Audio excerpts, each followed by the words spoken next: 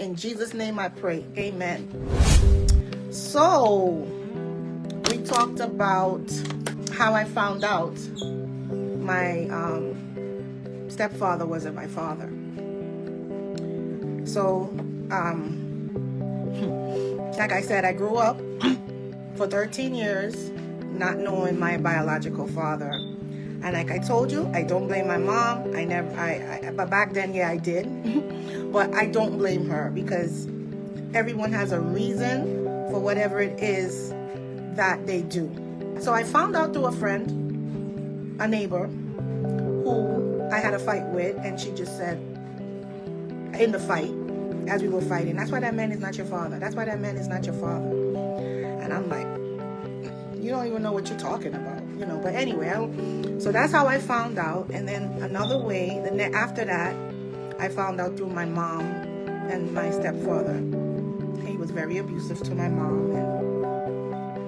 And during that fight, I heard him telling her, "You never made any kids for me.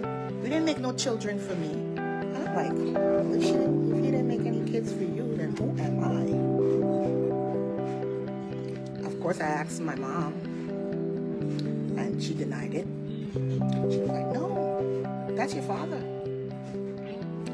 So that brings us to this story.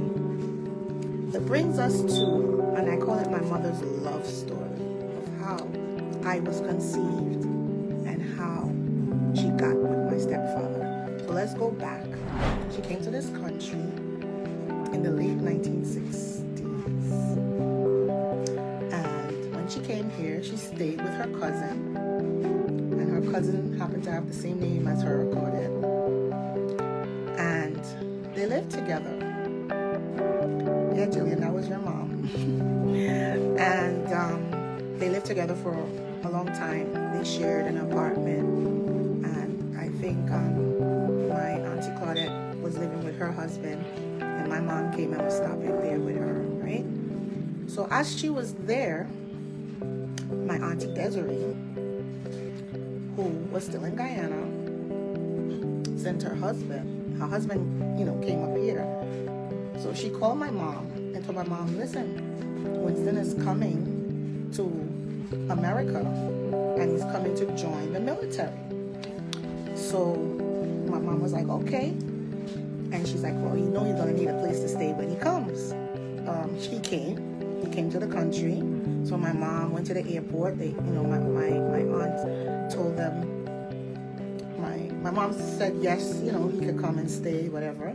So my mom now tells her cousin, her name is Claudette as well, that her sister's husband is coming. So she had to tell her husband, of course, and he agreed. So they went to the airport to pick them up. When they go to the airport to pick them up, my uncle came, but he came with a friend. Now, hi Annette, how are you?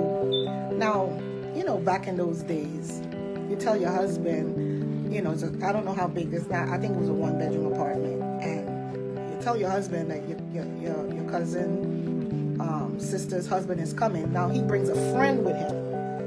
So they show up at the airport, and my aunt asked him, "Do you have somewhere that you're staying?" And he's like, "No, this is the first time in the country, and he has nowhere to go."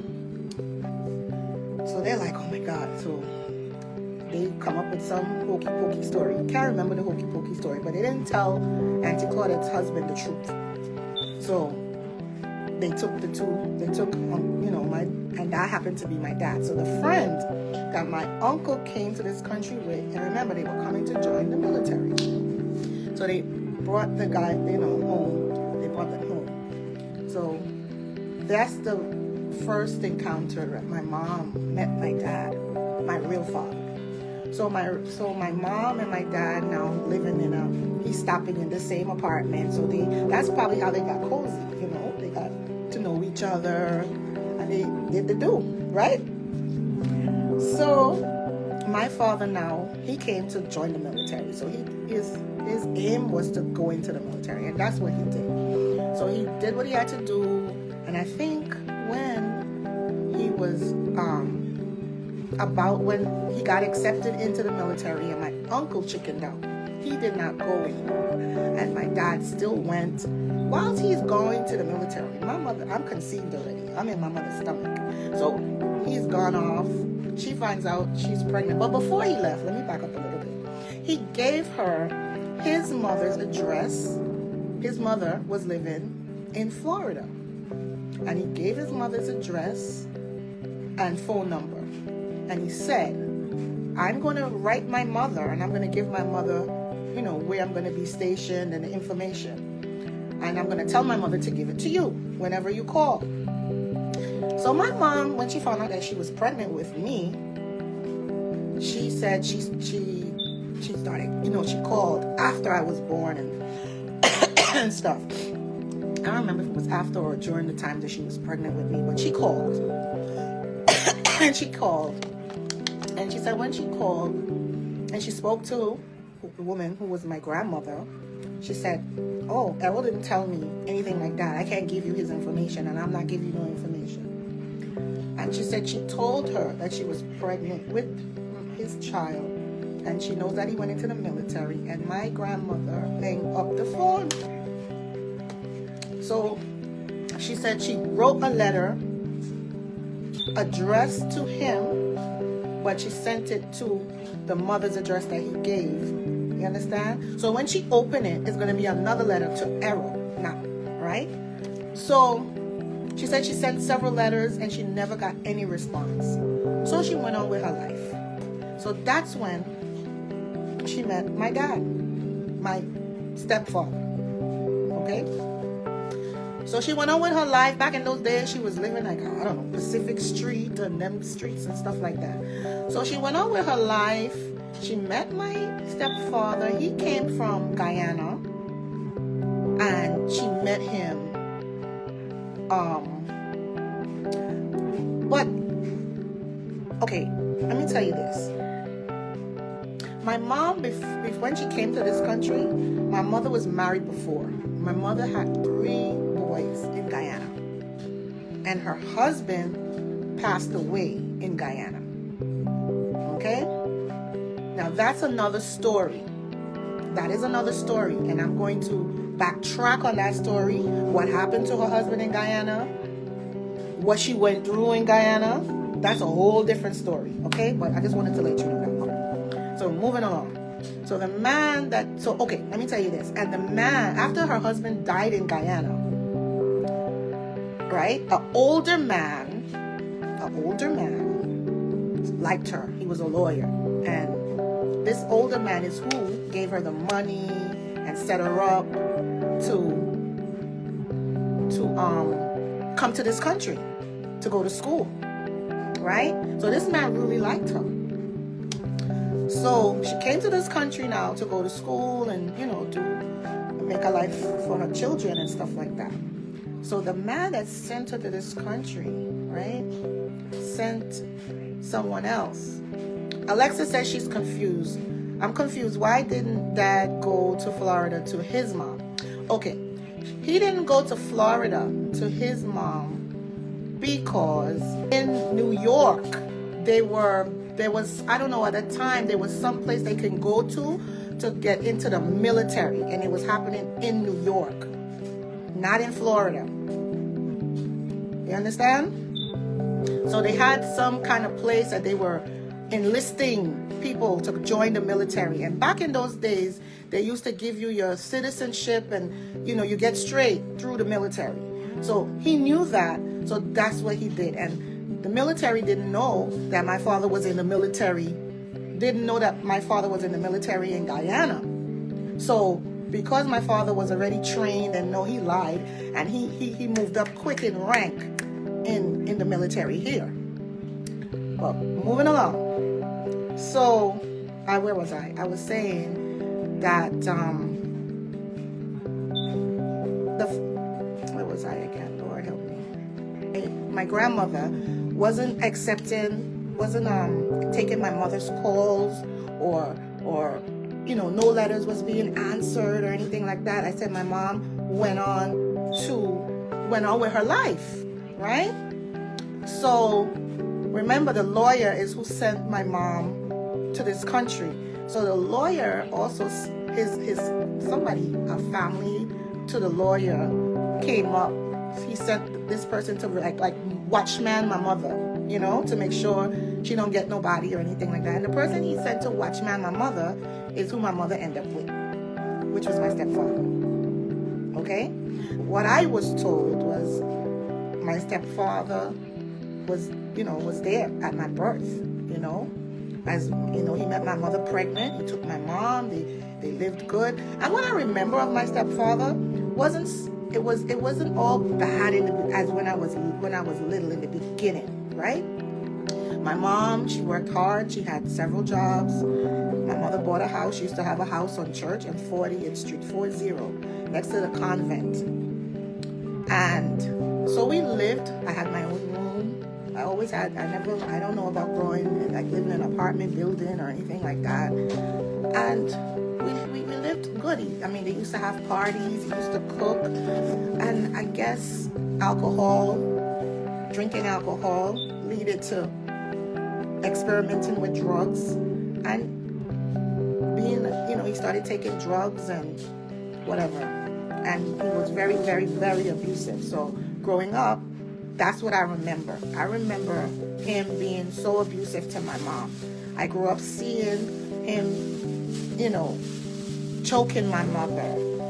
Like I told you guys, throwing her pillow on in the rain. A lot of things happened. I saw a lot of things, so I saw a lot of trauma, okay? Anyway, as this all went on, this for years, right? My mom was going through this. And then all going through this, she still worked. She still did what she had to do. And she still brought her children up. Hello, Mr. Lawal. She still brought her children. She brought her 3 boys up, right? So when she brought my brothers up now, my brothers, they started to witness the abuse. And you know, boys, they love their mom, right? And my brothers, I guess the 3 of them, and they started to get into the streets of New York and meeting friends and everything like that. So they plotted and they planned and they beat the hell out of him. That he ended up in Kings County with a concussion. So after he got the concussion and, you know, the police and was involved and everything, and then they were pressuring him to tell them who beat him up. Hello, who beat him up? And he wouldn't say anything, right? But hear what? This is why he wouldn't say anything. He told my mother, if she talks, and if, you know, he's going to run away with me. Remember, his name is on my birth certificate, right? He's going to take me away and he's going to go. So my mother was scared of him. She was very terrified of him. So she decided she wasn't going to say anything. So she didn't say anything for a long time. And then he decided, this is what I want you to do. Because my mother was leave. She wanted out of the marriage now. So she took me. I was staying. I used to be always staying at this person, staying at this aunt, staying. A different place. And things happen in those places, okay? That's another story. Mother decided that my brothers, I think because of them letting her know, like, mommy, you can't take this. Why are you allowing this? Why are you going back to him? Why every time you leave, you go back? You can't go back, and blah, blah, blah. So this time they made it that she couldn't go back. She beat him. They beat him so bad, right? So now the police kept coming to the house and stuff because they to see him and whatever. So he told my mother he's not going to say anything, but she got to sell the house, give him half of the money, and he's going to take his half and go away to California, and she won't see him ever again. So she said, okay. And she sold the house. Hey, Diane. She sold the house. That's how she sold her property on East 40th Street. Okay, she sold it. She gave him his money. He did go away to California. She never saw him again. okay? He's dead now, and I'll tell you how we found out that he died, but that's later on. So he went on and he left. So in the process of the me transitioning from living at 40th Street, my mom and I one day was in Kings Plaza. I never forget this. We were in Kings Plaza Mall. I think I was about maybe 14. And we're going up the escalators of Kings Plaza. And then, next thing I know, she's dragging me down the stairs. Come, I see somebody I know. Come. And we're going down the stairs again. I'm running behind her and she's dragging. Come. And then we get down the stairs. She's like, sit right here. I sit down. And I see her walk, running behind somebody, behind a person, and then actually the person was stopped. The person was like standing up, and she went to them, and I see them having a conversation. And they talked a long time, okay? I was bored and I was pissed. Like, who is she talking to? Yeah, Jillian, that's how he ended up in California. So,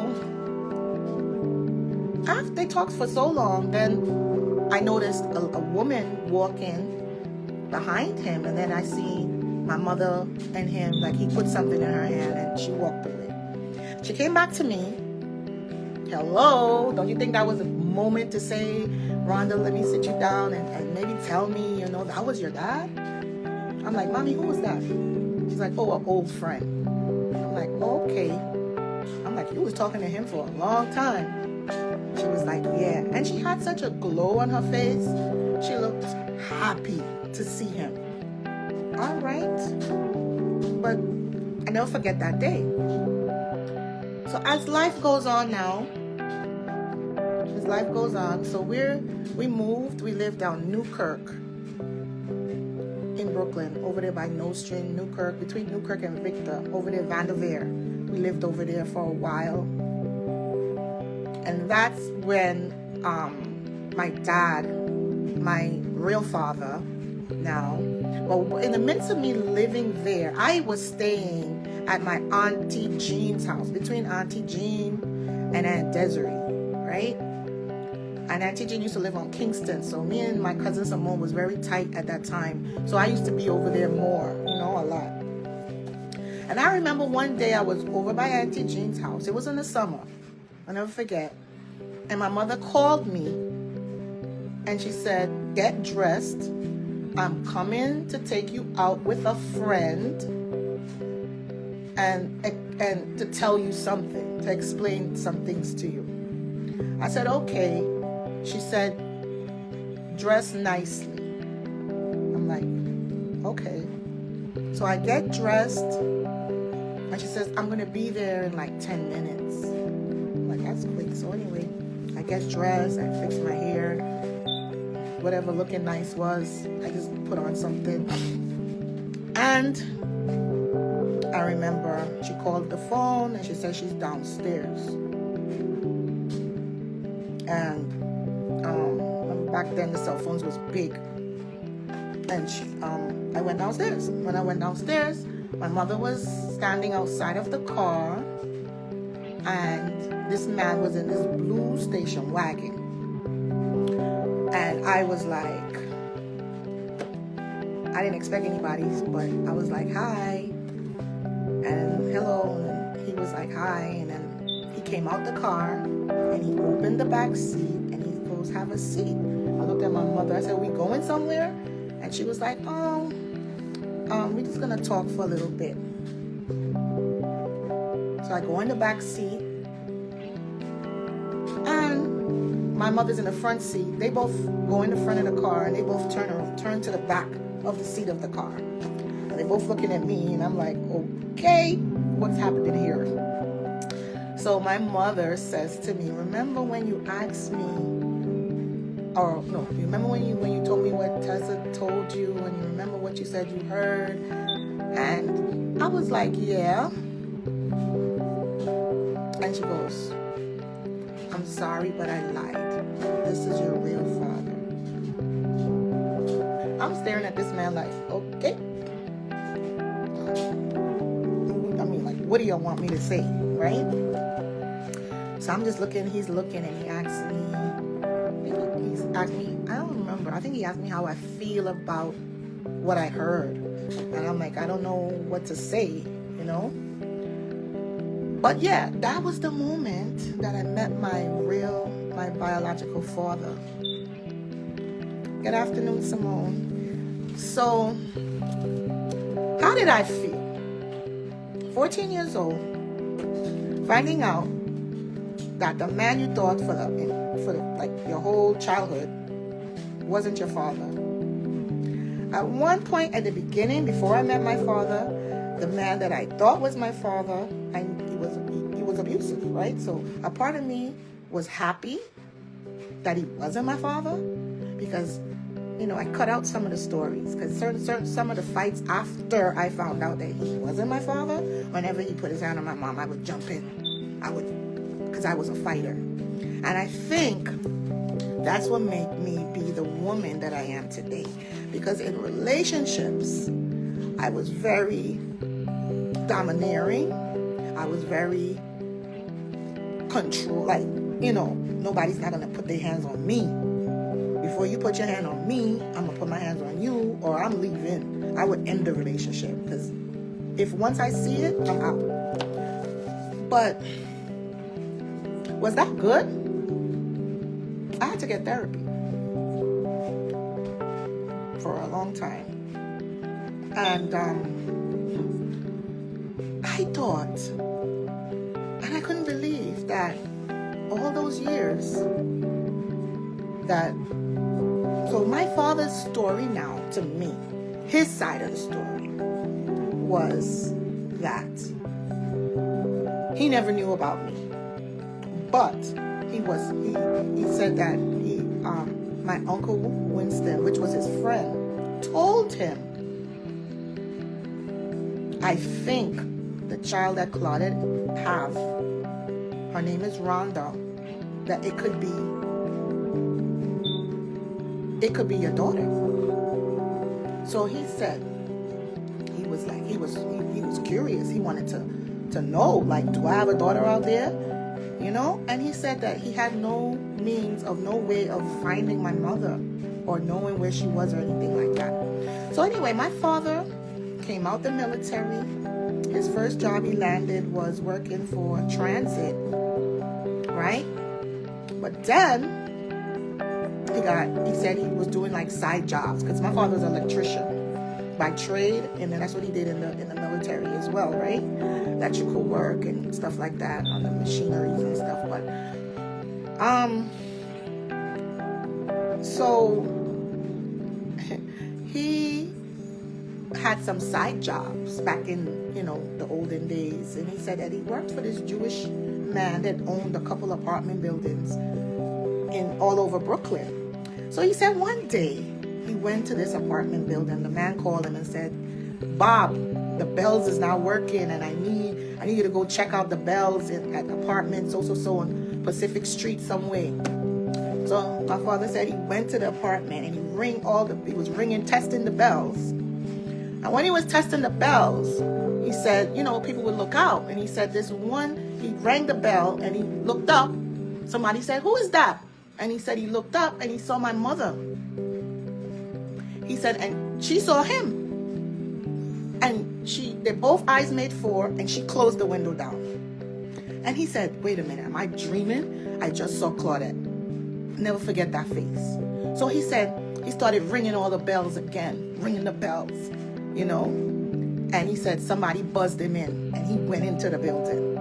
And he said that he looked at the apartment, that the window was open. He knew it had to be apartment, the doors from one side. So he went and he rang every single door. And he said, when he got to my mom's door, she came to the door. And he said, he saw me, I came running. behind her.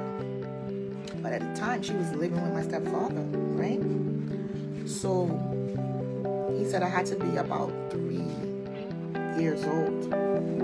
And I came running saying, "Mommy, mommy," or something. And then all he said to her is, "Claudette, is that my child?" And she said, "No. And how did you know where I am? And don't come back here anymore." And she slammed the door. And he said he stood at the door and he wanted to ring the bell again. But he said she slammed the door. She told me not to come back. She said no. So he left.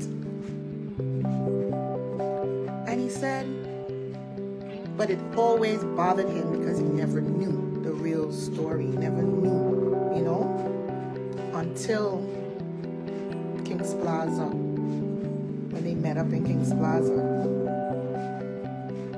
And then, now, they rekindled their relationship. They started dating.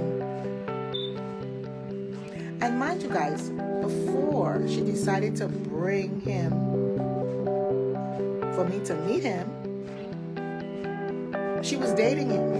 So I remember her, whenever I was with her, she would be like, she would dress up, looking nice, and, "Mommy, where you going?" "Out."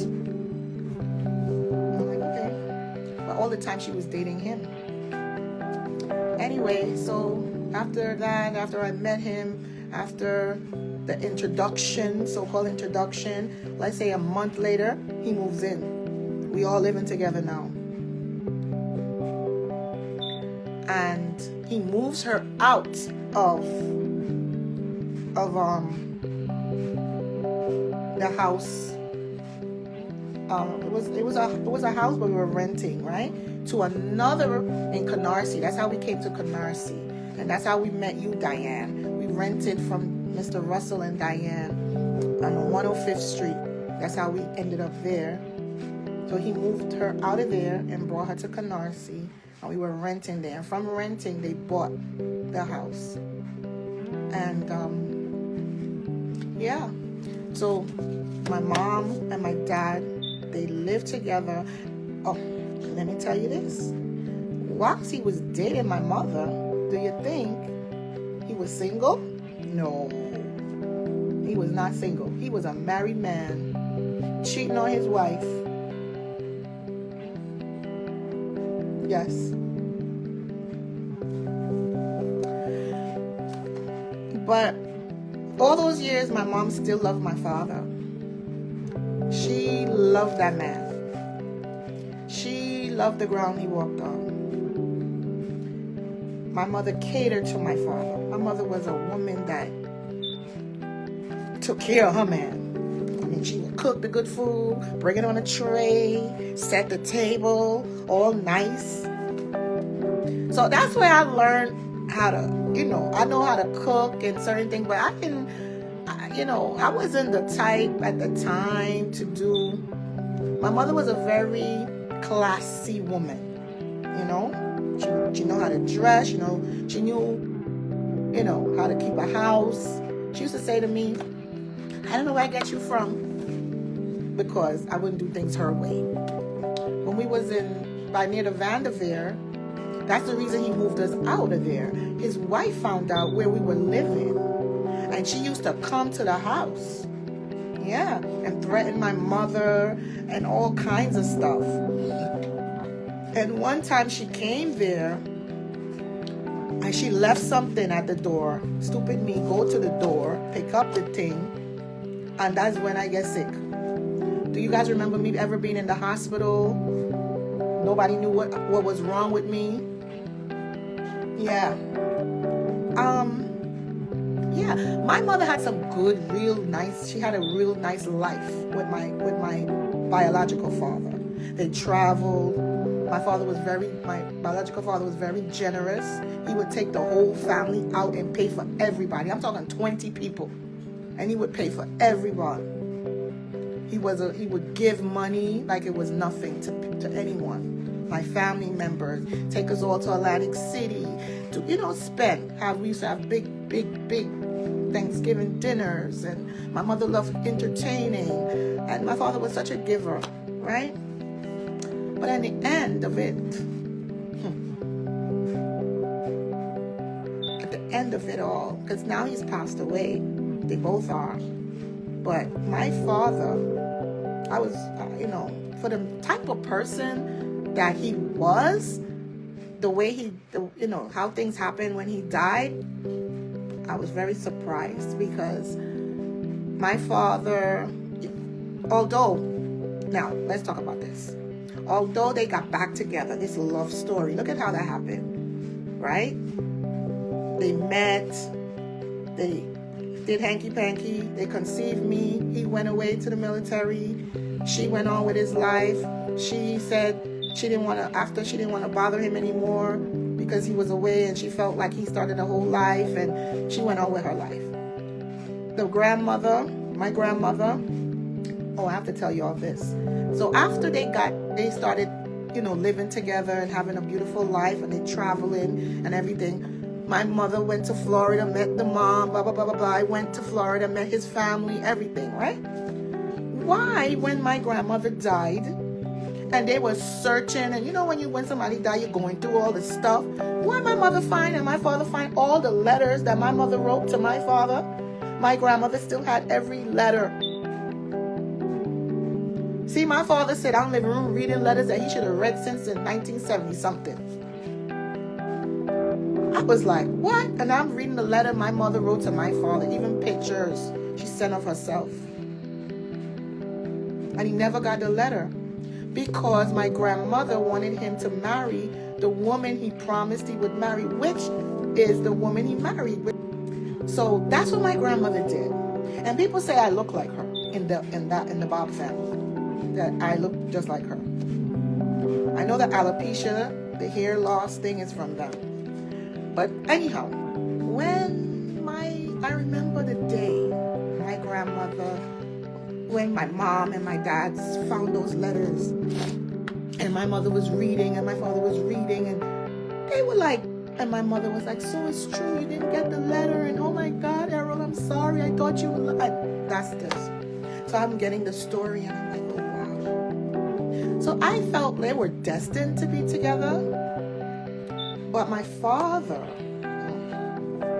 he was something. Because there you are, married, but he left the wife to be with my mother, and my mother and him maintained a relationship for many years, over 20 years. After they got back together, they stayed together over 20 years. They lived and stayed together, and they were not married. They weren't married.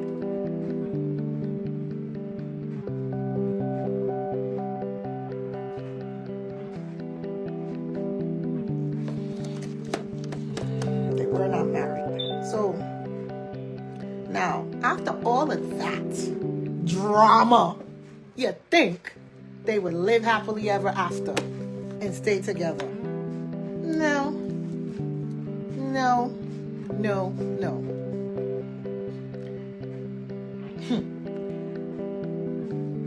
My mother, I want to think my mother was a smart woman. But I think sometimes love, when you really love somebody, it kind of blind your eyes. Like you see the red flags, but you don't want to acknowledge them. You know what I'm saying? But because my mother was the way she was, and the things she'd been through, my eyes, I see so much. I see it before I see things. Anyhow, I would think that all that they went through, they should have made things, you went through, now you hurt another woman, you leave this woman to be with my mother, and you're still left. There's a pattern there. I was shocked. But my mother still had even though my mother was in love with my father, and I believed they had unfinished business, kind of. That's why he probably left his wife and wanted to be with my mother. So my mom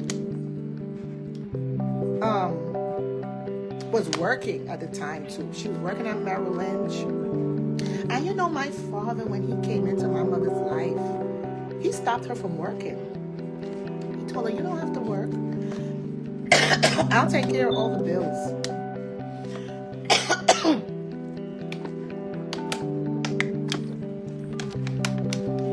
believe when they bought the house, she never worked.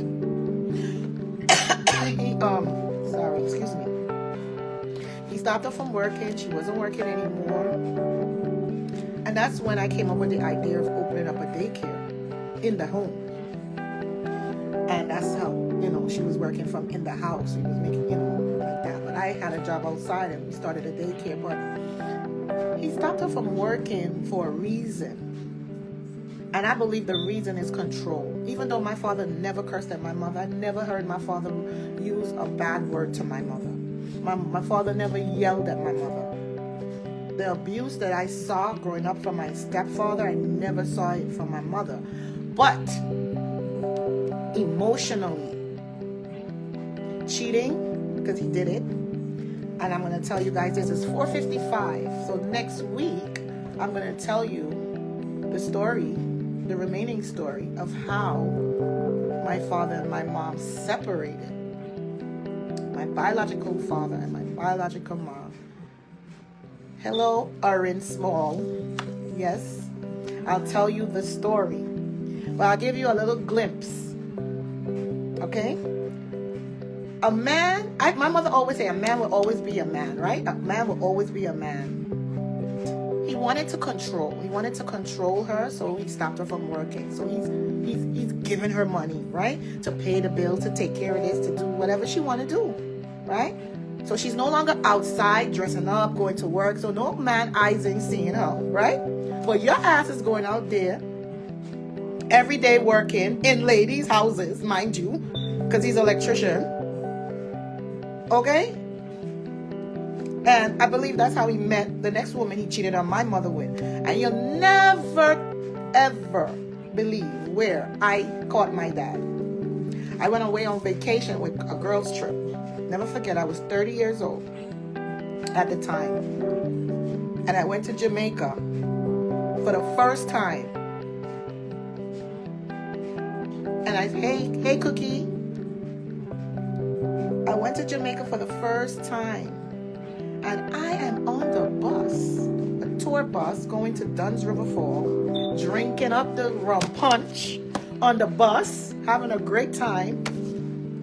And I look outside the window of the bus, and I saw this bald head, and I'm like, damn, that look like my father. And my friends are like, hell, Rhonda, come on, what your father doing in Jamaica? Ain't your father? And girl, you seeing things. You drinking too much. And I'm like, I had to like my father. Anyway, we getting off the bus, we going. So now we getting off the bus, we walking up the hill, the rocks, and we going. When I get to the top, I see this lady and brace up on this man, and I'm like, that look like my